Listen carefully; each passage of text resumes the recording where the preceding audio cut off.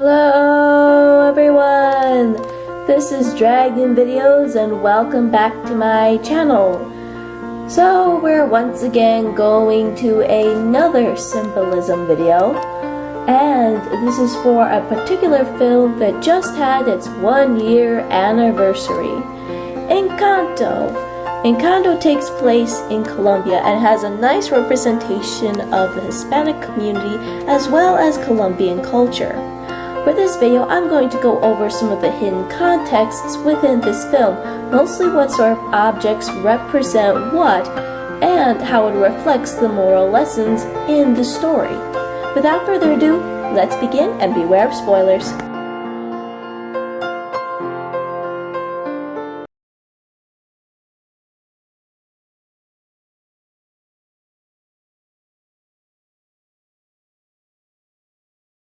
So to start off, we are going to go through colors, which is usually the strong representation in the media, mostly because they have a variety of uses and symbols in many cultures as well as in general.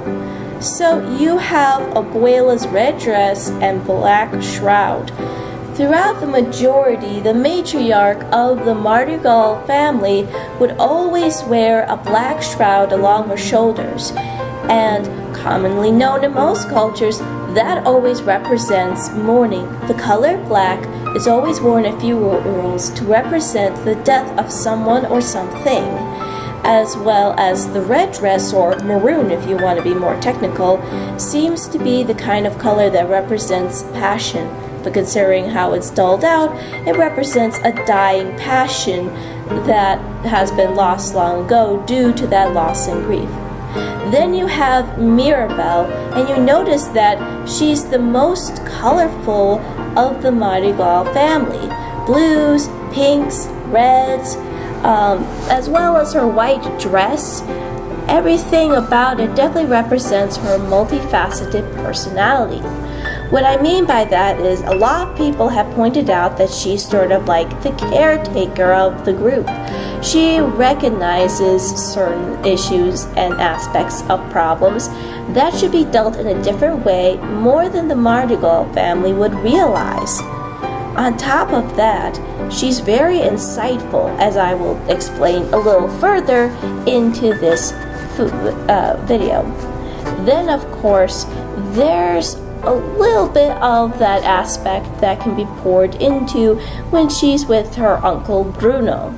With Bruno, he always wears a green shroud, and his eyes would also turn green too when he's using his fortune-telling powers. That's because green represents growth and change, and this is the kind of change that can either come across as negative or positive. In most of his visions, they came off as negative changes.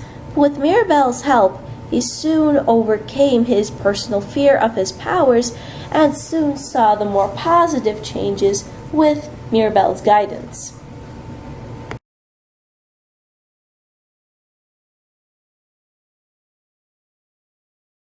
So, as many of you have figured if you've watched the movie multiple times, is that there are a ton of butterflies throughout this film, and not just only physical sense, but you also see them in clothings, on the candle, as well as just on some of the patterns that you'd see in the buildings. And I don't think it's merely because the animators just love butterflies. Basically, butterflies have positive and negative symbols. The positive side usually represents transformation and change, moving on to new life, while on the flip side it means anxiety. So in the case with the candle here, this represented a form of anxiety because you can see a little bit of the candle's butterfly symbols on there, and of how Alma holds on to it. Well, I will talk a little bit more about that later.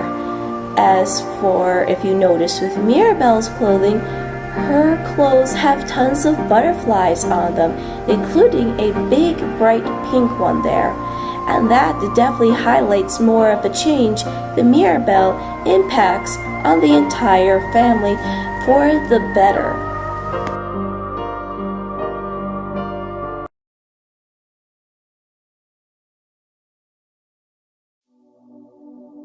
So I actually looked up the 4 possible symbols that candles represents: comfort and relaxation, romance, and as well as persistence and guidance. So in this case here with the movie, it's basically the 3 of those symbolisms.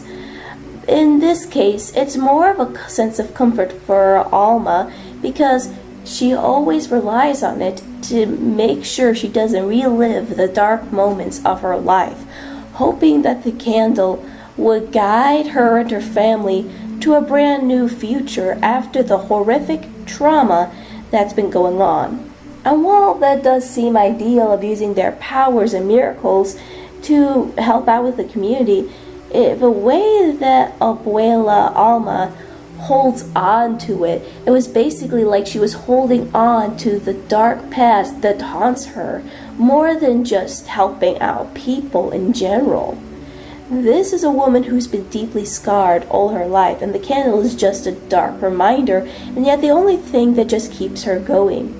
And of course, because they symbolize guidance, in some ways it also helps Alma guide her way out of a dark slump she's been through and get her act together in order to help out the family and make sure that, again, they help out with the community for the sake of the others. So yeah, it definitely the candle definitely shows that Alma means well, but her tendencies to run things are definitely a bit old-fashioned, and the persistence can only last for so long.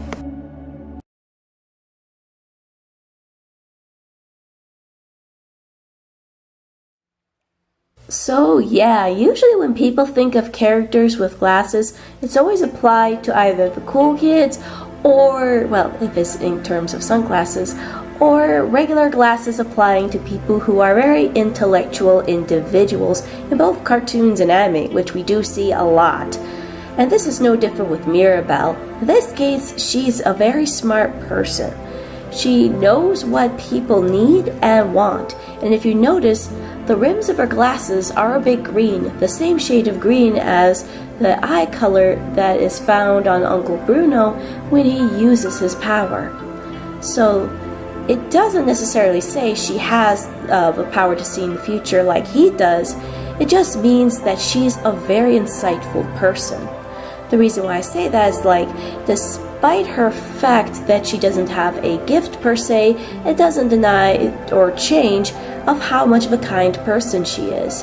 She pays attention to details at a far distance, as well as recognizing what people need the most out of their situation.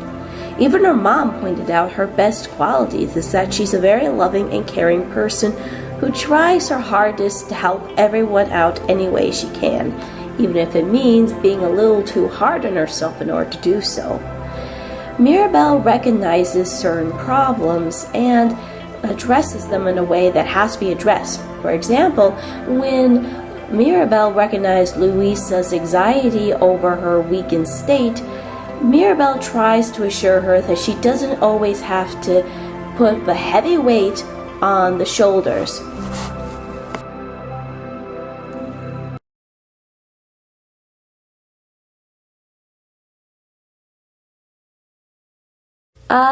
Yes, we have Isabella, the Queen of Perfect, the Golden Child, and the bane in Mirabel's existence. So she comes off as a bit snobby and condescending at the beginning of the film, acting like she practically owns the place whenever possible, which I guess is understandable why Mirabel kind of hates her. It doesn't exactly help when Isabel kind of gets very snippy at her sister, even when Mirabel is just trying to help out the family whenever possible. And of course, she's not without her own problems.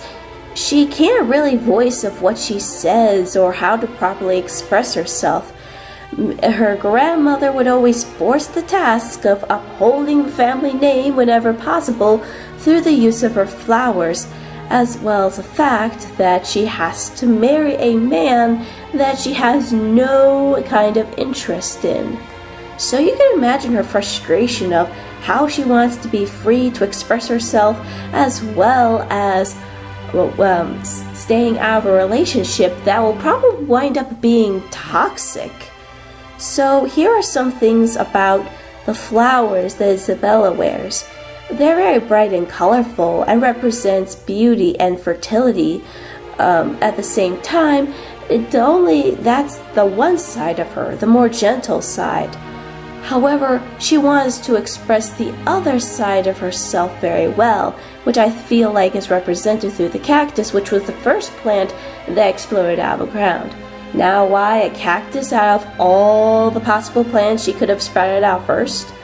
Well, cactuses are usually tough and edgy, which definitely represents her a little bit more aggressive side, but it also represents protection and preservation, because they always store water in them, and you'd always see tons of animals relying them on home and such, which definitely shows that Isabel wants to be a bit more useful to the family, as well as being more creative with her powers, so that way she can able to express herself and being able to go explore more of her abilities, more than her abuela would allow.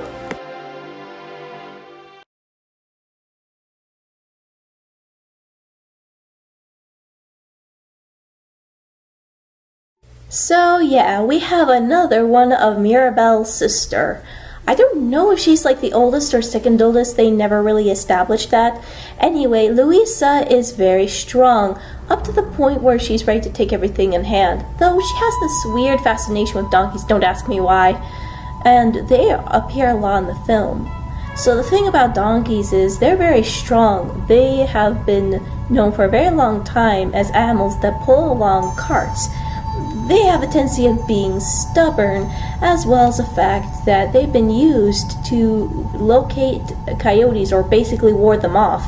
And you'd understand why, considering that those guys just bray a lot, and if you think about it, make excellent alarm clocks. So they're known to represent humility, which I think is something that Luisa is having some issues with. It's not that she's super proud, it's just she doesn't know of when would be the appropriate time to let others handle this stuff. You see, when people are a bit proud, they can lose confidence very easily, which is the case what happened with Luisa when she suddenly lost her abilities to use super strength.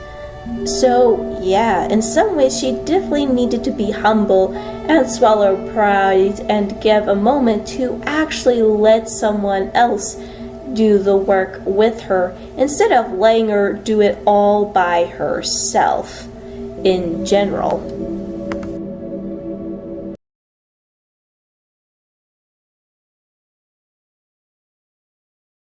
Last but not least, locations can also symbolize something in general. So you have the house, which is the main setting of this entire film in general. This has been built over the years and is practically considered their Encanto, a safe haven, and out of all the Madrigal family, Mirabel loved it the most. It was her very special connection, it was alive, and possibly her friend. You see, the things with houses, though, is that they always represent a sense of balance, a sense of safety, a place you can go to call home. And it also represents a sense of a family foundation, considering that the Encanto is supposed to be part of the family house. However, when the cracks began appearing, in a lot of ways, I'm pretty sure some people have been pointing out about these cracks, is that it can represent of the hidden faults within the Madrigal family, which is revealed later on. And the more they were being suppressed, the more they became more frequent, and Mirabel was the only one who actually recognized these cracks, as well as starting to recognize what's going on with the family. As for Alma, she was gaslighting it, saying, there's nothing wrong, we are all good. But we all knew that she was lying at the tip of her tongue, practically hiding that weakness, hiding that the fact that the family is falling apart, and she just doesn't want to admit that. She wants to keep everything secret. She wants to keep the miracle alive. And it's, again, this ties back to post-traumatic stress disorder that Abuela Alma seems to have passed down. Or in a more specific sense, this family is suffering from generational trauma, where the trauma from one current generation passes down through the next and the next, and can be causing unrealistic issues. So, of course, in this case with Mirabel, she recognizes the unrealistic expectations of Alma's perfectionism. She wants people to recognize that what they're doing is unhealthy. To this day, I loved the scene where Mirabel calls out her own grandmother of the fact that their whole family is just messed up, and that this expectation that Alma keeps feeding her family is not good. Another location to mention is that their home is surrounded by tons of jungle and mountain. Now, at a glance, jungles are pretty adventurous and interesting to look at. Even the biodiversity is something you can't imagine. However, in terms of a civilization, it can be also isolating and sad. And I feel like it's not just the Madrigal family that is feeling that isolation, it's the entire village from generations before. They are feeling alone and closed off from the world. And though they were happy for it for a little while, it did become problematic over time. Even though we don't see it in a film, if you think about how long they've been cut off from the world, it can cause some issues of how to be flexible. And of course, there's the mountains that represent that isolation further. It basically means that, again, the Madrigal family, as well as the villagers, have been hiding themselves from the world ever since the conquistadors came and destroyed everything they knew, and they were trying to rebuild their lives. But thanks to Mirabel calling out the whole trauma and explaining the problems with it, it literally caused the mountain to break. And I feel like that break in general was representing the freedom that the Madrigal family were finally able to witness for the first time ever. Even Alma finally came to terms with her past and finally stopped grieving. So, these are just my thoughts, and I would like to hear yours of what do you think some of the aspects in the film are represented. Do a like and subscribe, and feel free to put a comment below. And this is Dragon Videos, signing off.